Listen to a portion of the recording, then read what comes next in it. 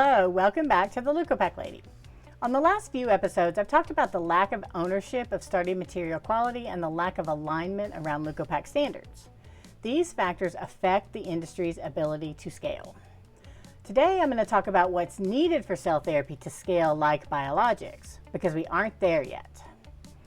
The difference between biologics and cell therapies goes beyond technical, it's foundational. Biologics are built on controlled inputs, while cell therapy is built on variable biology, patient and donor. Cell therapy hasn't scaled like biologics, not because the science lacks promise, but because the system around the science is still immature. Inputs are not fully controlled, ownership is not clearly defined, standards are not aligned, and infrastructure is still evolving.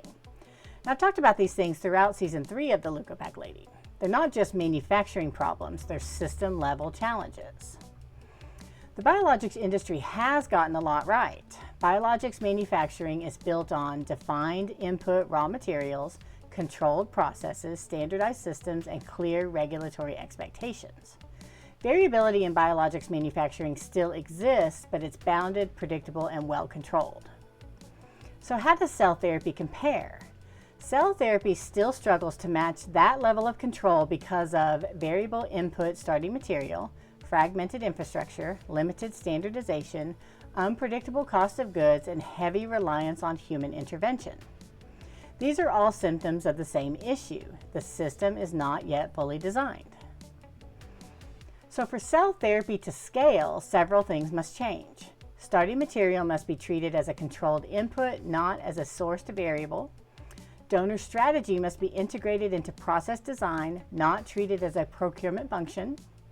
Infrastructure must support system-level control, not operate as disconnected services. And ownership and standards must be clearly defined across the entire value chain, not left fragmented among different industry stakeholders.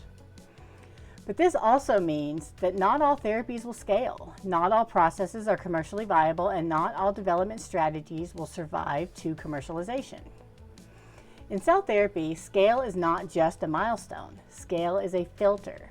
It filters out processes that are too fragile, cost structures that are unsustainable, and strategies that were never designed for commercialization. Scaling cell therapy requires a deliberate system design, and today the cell therapy system is not fully designed. So what does cellular starting material need to become in a fully designed system? On the next and final episode of Season 3, I'll bring everything together and talk about the Leukopak of the future and what it must become if cell therapies are going to scale more like biologics. See you then.